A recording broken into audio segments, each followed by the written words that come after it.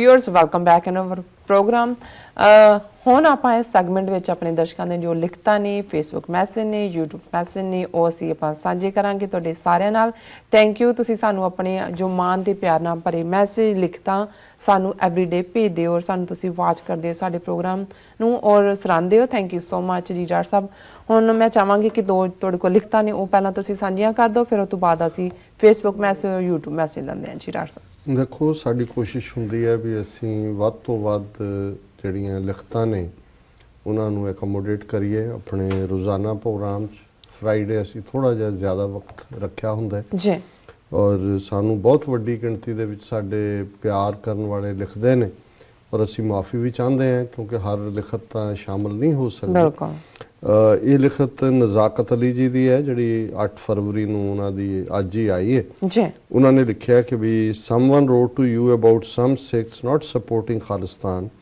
Such elements are always there in every nation. When Pakistan movement was in progress, our Maulvis opposed that movement. To this, Allama Iqbal wrote a verse which says, मुल्ला को जो हिंद में है सजदे की इजाज़त, नादान ये समझता है कि इस्लाम है आज़ाद। जी ਨਜ਼ਾਕਤ ਅਲੀ ਜੀ ਬਹੁਤ ਬਹੁਤ ਸ਼ੁਕਰੀਆ। ਉਹਨਾਂ ਦਾ ਕਹਿਣਾ ਵੀ ਤੁਹਾਨੂੰ ਕਿਸੇ ਨੇ ਲਿਖਿਆ ਸੀ ਕਿ ਸਾਰੇ ਸਿੱਖ ਕਿਉਂ ਨਹੀਂ ਹਮਾਇਤ ਕਰਦੇ ਖਾਲਿਸਤਾਨ ਦੀ, ਸੋ ਉਹਨਾਂ ਨੇ ਇਸ ਦੇ ਡਿਫੈਂਸ 'ਚ ਕਿਹਾ ਕਿ ਹਮੇਸ਼ਾ ਹੀ ਕੌਮਾਂ ਦੇ ਵਿੱਚ ਇਸ ਕਿਸਮ ਦੇ ਲੋਕ ਹੁੰਦੇ ਨੇ ਔਰ ਉਹਨਾਂ ਨੇ ਪਾਕਿਸਤਾਨ ਦੀ ਮੂਵਮੈਂਟ ਦੀ ਉਦਾਹਰਣ ਦਿੱਤੀ ਹੈ ਕਿ ਜਦੋਂ ਪਾਕਿਸਤਾਨ ਦੀ ਮੰਗ ਉੱਠੀ ਤੇ ਮੌਲਵੀ ਜਿਹੜੇ ਨੇ ਉਹ ਇਸ ਦਾ ਵਿਰੋਧ ਕਰ ਰਹੇ ਸੀ ਔਰ ਅਲਾਮਾ ਇਕਬਾਲ ਨੇ ਜਿਹੜਾ ਇਸ ਦੇ ਉੱਤੇ ਸ਼ੇਅਰ ਕਿਹਾ ਔਰ ਜਿਸ ਜ਼ਾਹਰ ਹੈ ਜਿਸ ਦਾ ਮਤਲਬ ਇਹ ਹੈ ਕਿ ਵੀ ਜਿਹੜੇ ਮੁੱਲਾ ਨੇ ਉਹ ਇਹ ਸਮਝ ਨਹੀਂ ਪਾ ਰਹੇ ਵੀ ਗੁਲਾਮੀ ਕੀ ਹੈ। ਉਹ ਇਹ ਸਮਝਦੇ ਨੇ ਵੀ ਇੱਥੇ ਸਾਡੇ ਨਮਾਜ਼ ਪੜ੍ਹਨ ਦੇ ਉੱਤੇ, ਸਜਦਾ ਕਰਨ ਦੇ ਉੱਤੇ ਕੋਈ ਪਾਬੰਦੀ ਨਹੀਂ, ਇਸ ਲਈ ਇਸਲਾਮ ਤਾਂ ਆਜ਼ਾਦ ਹੈ। ਪਰ ਕਾਇਦੇ ਆਜ਼ਮ ਇਸ ਗੱਲ ਨੂੰ ਦੇਖ ਸਕਦੇ ਸੀ ਕਿ ਵੀ ਅਲਟੀਮੇਟਲੀ ਜਦੋਂ ਅੰਗਰੇਜ਼ ਚਲੇ ਜਾਣਗੇ ਮੈਜੋਰਿਟੀ ਦਾ ਰੂਲ ਹੋਏਗਾ ਔਰ ਫਿਰ ਮੁਸਲਮਾਨਾਂ ਦੇ ਨਾਲ ਕੀ ਸਲੂਕ ਹੋਏਗਾ। ਅੱਜ ਜੋ ਭਾਰਤ ਦੇ ਵਿੱਚ 200 ਮਿਲੀਅਨ ਮੁਸਲਮਾਨਾਂ ਦੇ ਨਾਲ ਔਰ ਬਾਕੀ ਅਕਲੀਅਤਾਂ ਨਾਲ ਹੋ ਰਿਹਾ ਹੈ, ਇਹ ਇਸ ਗੱਲ ਦਾ ਸਬੂਤ ਹੈ ਕਿ ਉਸ ਦੌਰ ਦੇ ਵਿੱਚ ਮੌਲਵੀ ਉਵੇਂ ਹੀ ਗਲਤ ਸਨ ਜਿਵੇਂ ਅੱਜ ਸਿੱਖਾਂ ਦਾ ਇੱਕ ਤਬਕਾ ਜਿਹੜਾ ਉਹ ਸਮਝਦਾ ਵੀ ਉਹ ਭਾਰਤੀ ਨਕਸ਼ੇ ਦੇ ਵਿੱਚ ਹੀ ਜੇ ਠੀਕ ਨੇ ਔਰ ਉਹਦੇ 'ਚ ਹੀ ਉਹ ਆਪਣੇ ਆਪ ਨੂੰ ਮਹਿਫੂਜ਼ ਮਹਿਸੂਸ ਕਰਦੇ ਨੇ।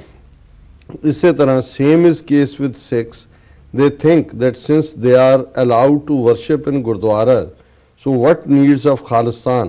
Allama Iqbal also said a verse about such people. ਉਹਨੇ ਕਿਹਾ ਜਿਵੇਂ ਸਿੱਖ ਸੋਚਦੇ ਨੇ ਜੀ ਅਸੀਂ ਗੁਰਦੁਆਰਿਆਂ ਜਾ ਸਕਦੇ ਹਾਂ, ਅਖੰਡ ਪਾਠ ਕਰਦੇ ਹਾਂ, ਕੀਰਤਨ ਹੁੰਦੇ ਨੇ, ਸਾਡੀ ਕਿਹੜੀ ਧਾਰਮਿਕ ਆਜ਼ਾਦੀ ਜਿਹੜੀ ਹੈ ਜਾਂ ਆਜ਼ਾਦੀਆਂ ਸਾਡੀਆਂ ਖੋਹੀਆਂ।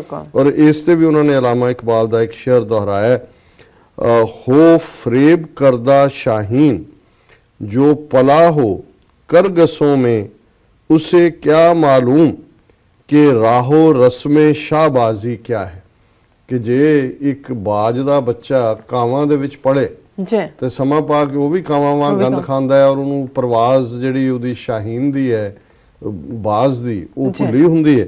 ਸੋ ਉਸ ਦਾ ਮਤਲਬ ਇਹ ਹੈ ਕਿ ਵੀ ਇਹ ਜਿਹੜਾ ਪਲਿਆ ਹੀ ਉਹਨਾਂ ਦੇ ਵਿੱਚ ਜਿਹੜਾ ਰਹਿੰਦਾ ਹੀ ਉਹਨਾਂ 'ਚ ਹੈ। ਔਰ ਜਿਵੇਂ ਸਾਡੇ ਪੰਜਾਬੀ 'ਚ ਕਹਿੰਦੇ ਨੇ ਵੀ ਗੁਆਂਢੀ ਦਾ ਰੂਪ ਨਾ ਆਏ ਮੱਤ ਤਾਂ ਆਉਂਦੀ ਹੈ। ਸੋ ਜਦੋਂ ਤੁਸੀਂ ਗੁਲਾਮ ਕੌਮਾਂ ਦੇ ਵਿੱਚ ਜਿਹੜੇ ਆਪ 1000 ਸਾਲ ਜੁੱਤੀਆਂ ਖਾਂਦੇ ਰਹੇ, ਇੱਕ ਤਬਕਾ ਸਾਡਾ ਵੀ ਉਹਨਾਂ ਦੀ ਸੰਗਤ ਦੇ ਵਿੱਚ ਉਹਨਾਂ ਨੂੰ ਭੁੱਲ ਗਿਆ ਕਿ ਸਿੰਘ ਕਿਵੇਂ ਇੱਕ ਆਜ਼ਾਦ ਰਾਜ ਕਰੇਗਾ ਖਾਲਸਾ ਦੇ ਨਾਲ, ਸਾਡੀ ਇੱਕ ਸੋਵਰਨ ਆਜ਼ਾਦ ਸਪਿਰਿਟ ਹੈ।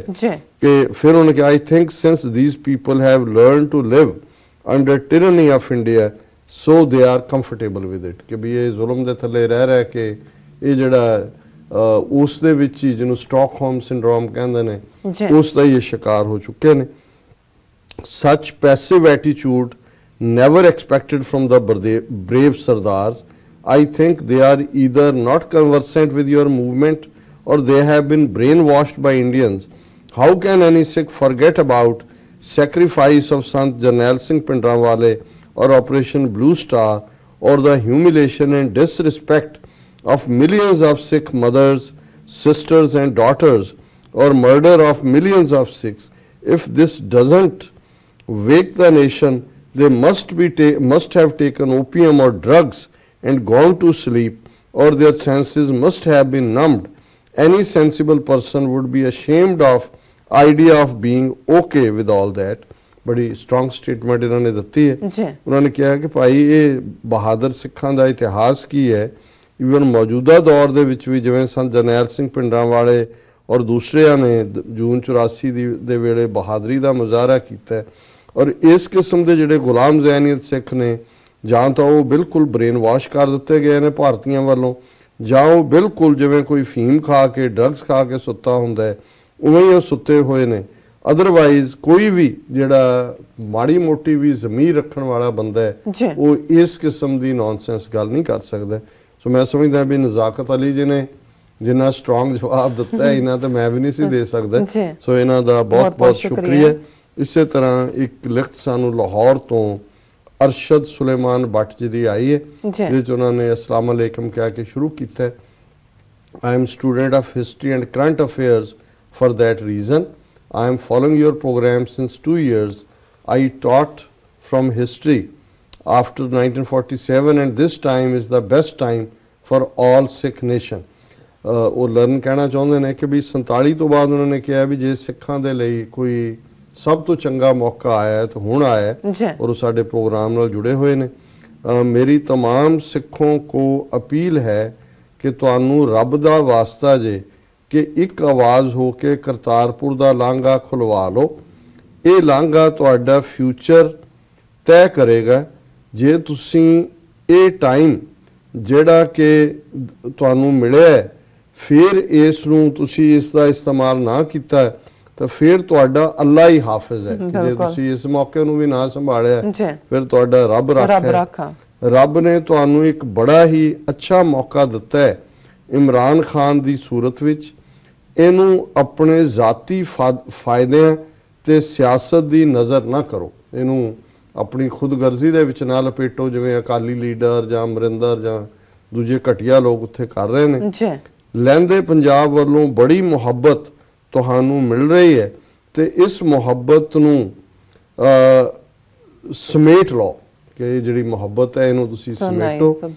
ਤੇ ਆਖਰੀ ਗੱਲ ਕਿ ਤੁਸੀਂ ਲਾਹੌਰ ਕਦੋਂ ਆ ਰਹੇ ਹੋ? ਲਾਹੌਰ ਆਓ ਤੇ ਤੁਹਾਡੀ ਖਿਦਮਤ ਕਰੀਏ। ਬੈਸਟ ਵਿਸ਼ੇਸ best friend of Sikh nation. So Arshad Suleman Butt Sahib ਤੁਹਾਡੀ ਲਿਖਤ ਚੋਂ ਹੀ ਮੁਹੱਬਤ ਝਲਕਦੀ ਹੈ ਔਰ ਅਸੀਂ ਤੁਹਾਡੇ ਸ਼ੁਕਰਗੁਜ਼ਾਰ ਹਾਂ ਕਿ ਤੁਸੀਂ ਇਸ ਕਦਰ ਮੁਹੱਬਤ ਵੀ ਕਰਦੇ ਹੋ ਔਰ ਤੁਹਾਡੀ ਵਾਰਨਿੰਗ ਬਿਲਕੁਲ ਠੀਕ ਹੈ।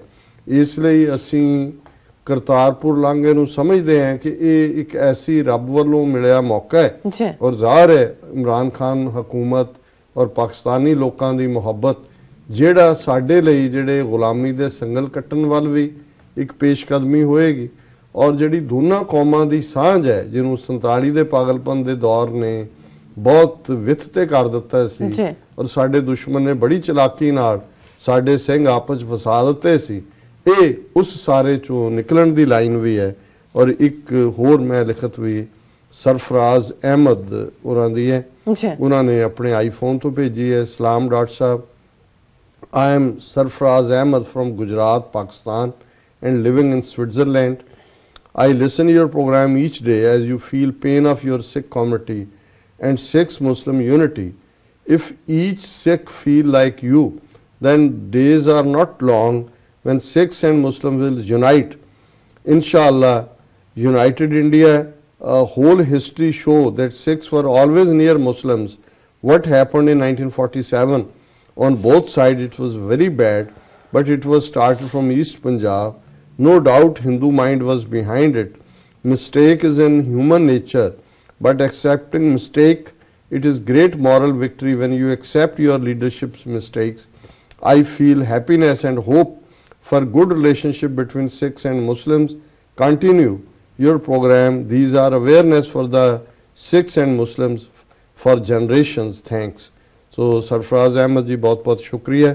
ਤੁਸੀਂ ਸਵਿਟਜ਼ਰਲੈਂਡ 'ਚ ਬੈਠ ਕੇ ਇਸ ਪ੍ਰੋਗਰਾਮ ਨੂੰ ਦੇਖਦੇ ਹੋ, ਤਾਰੀਫ ਕਰਦੇ ਹੋ। ਮੈਂ ਸਮਝਦਾ ਕਿ 1947 ਦਾ ਪਾਗਲਪਨ ਦਾ ਦੌਰ ਸਾਡੀ ਲੀਡਰਸ਼ਿਪ ਸਮੇਂ ਦੀ ਹਾਣ ਦੀ ਨਹੀਂ ਸੀ, ਦੁਸ਼ਮਣ ਦੀਆਂ ਚਾਲਾਂ ਨਹੀਂ ਸਮਝ ਸਕੀ ਔਰ ਪੰਜਾਬ ਦੀ ਦੋਨੋਂ ਪਾਸਿਓਂ ਹੀ ਅਸੀਂ ਇੱਕ ਦੂਸਰੇ ਨੂੰ ਬਰਬਾਦ ਕੀਤਾ, ਉਜਾੜਿਆ, ਵਹਿਸ਼ੀਆਂ ਦੀ ਤਰ੍ਹਾਂ ਬਿਹੇਵ ਕੀਤਾ ਔਰ ਸਾਡੇ ਲਈ ਜਿਹੜਾ ਹੁਣ ਇੱਕ ਨਵਾਂ ਦੌਰ ਖਾਸ ਤੌਰ ਤੇ ਜੂਨ 84 ਦੇ ਘੱਲੂਘਾਰੇ ਨੇ ਸਿੱਖਾਂ ਨੂੰ ਹਿੰਦੂਆਂ ਦੀ ਅਸਲੀਅਤ ਵੀ ਸਮਝਾਈ।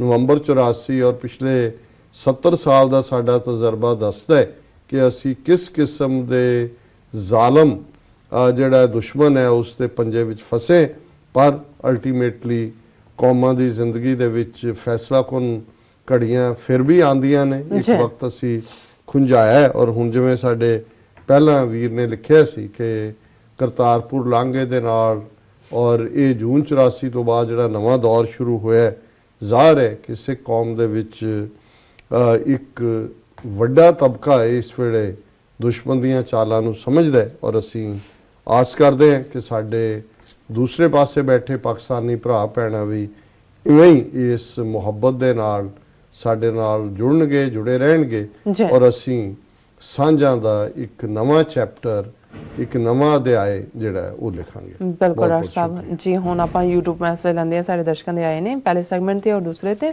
ਅਬਦੁਲ ਰਸ਼ੀਦ ਤੁਹਾਨੂੰ ਸਲਾਮ ਭੇਜਦੇ ਨੇ ਐਂਡ ਮਨਪ੍ਰੀਤ ਸਿੰਘ ਵੀ ਸਾਨੂੰ ਲਿਖਦੇ ਨੇ ਸਪੋਰਟ ਫਰੋਮ ਉੱਤਰ ਪ੍ਰਦੇਸ਼ ਤੋਂ ਕਹਿੰਦੇ ਨੇ, ਔਰ ਪੇਸ਼ਾਵਰ ਸਿੰਘ ਸਾਨੂੰ ਲਿਖਦੇ ਨੇ I love this program, very informative, Dr. Amarjit Singh is very knowledgeable, Khalistan ਜ਼ਿੰਦਾਬਾਦ ਉਹਨਾਂ ਨੇ ਕਿਹਾ। ਔਰ ਇਹਨਾਂ ਨੇ ਨਿਊ ਈਅਰ ਸੀ ਸਾਨੂੰ ਲਿਖਿਆ। ਸੋ ਤਨਵੀਰ ਅਹਿਮਦ ਸਾਨੂੰ ਲਿਖਦੇ ਨੇ deep and visible truth in India but all humanity is saying nothing। Garry Sandhu ਸਾਨੂੰ ਫਤਿਹ ਬੁਲਾਉਂਦੇ ਨੇ ਔਰ ਕਹਿੰਦੇ ਨੇ ਕਿ ਖਾਲਿਸਤਾਨ ਜ਼ਿੰਦਾਬਾਦ ਐਂਡ ਉਹਨਾਂ ਨੇ ਲਿਖਿਆ ਕਿ ਸੋਲੂਸ਼ਨ ਓਨਲੀ ਖਾਲਿਸਤਾਨ।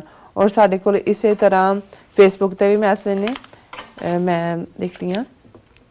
ਆਲਰਾਈਟ ਜੀ।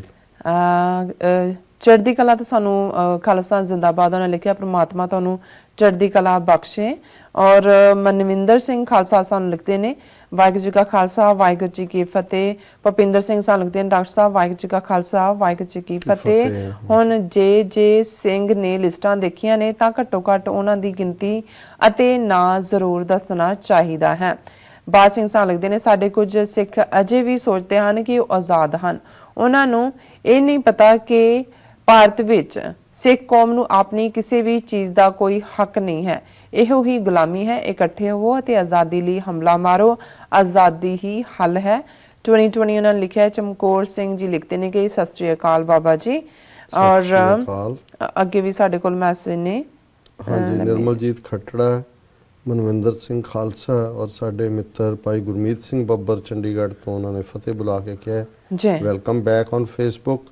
ਔਰ ਨਾਲ ਹੀ ਉਹਨਾਂ ਨੇ ਕਿਹਾ ਜੀ ਇਹ ਹਿੰਦੁਸਤਾਨੀ ਹੁਣ ਅਬਰੋਡ ਵਿੱਚ ਵੀ ਆਪਣਾ ਪ੍ਰਚਾਰ ਰੱਜ ਕੇ ਕਰਨਗੇ ਅਲਟੀਮੇਟਲੀ। ਬਿਲਕੁਲ ਇਹ ਠੀਕ ਹੈ, ਆਲਰੇਡੀ ਮਿਸ ਇਨਫੋਰਮੇਸ਼ਨ ਕੈਂਪੇਨ ਇਹਨਾਂ ਨੇ ਸ਼ੁਰੂ ਕੀਤਾ ਹੋਇਆ ਜੀ। ਬਾਦ ਸਿੰਘ ਸਾਨੂੰ ਫਤਿਹ ਬੁਲਾਉਂਦੇ ਨੇ ਔਰ ਲਿਖਦੇ ਨੇ ਕਿ ਕੋਈ ਮੰਨੇ ਜਾਂ ਨਾ ਮੰਨੇ ਭਾਰਤ ਇੱਕ ਹਿੰਦੂ ਰਾਸ਼ਟਰ ਬਣ ਚੁੱਕਾ ਹੈ, ਹੁਣ ਬਸ ਘੋਸ਼ਣਾ ਬਾਕੀ ਹੈ, ਨੋ ਡਾਊਟ। ਜੀ ਡਾਕਟਰ ਸਾਹਿਬ ਮੇਰੇ ਕੋਲ ਤੇ ਇਹੀ ਮੈਸੇਜ ਸੀ, ਜੇ ਤੁਸੀਂ ਸਾਂਝਾ ਕਰਨਾ ਸਾਡੇ ਕੋਲ 4 ਮਿੰਟ ਹੋਰ ਨੇ, ਨਹੀਂ ਤੇ ਮੈਂ ਬ੍ਰੇਕ ਤੇ ਚਲੇ ਜਾਣੀ ਆ। ਬ੍ਰੇਕ ਲੈ ਲਓ ਕਿਉਂਕਿ ਅਸੀਂ ਚੌਥਾ ਸੈਗਮੈਂਟ ਜੀ। ਵਿਊਅਰਸ ਸਾਨੂੰ ਇਸ ਤਰ੍ਹਾਂ ਬਣੇ ਰਹਿਣਾ, ਮਿਲਦੇ ਆ ਛੋਟੇ ਜਿਹੇ ਬ੍ਰੇਕ ਤੋਂ ਬਾਅਦ।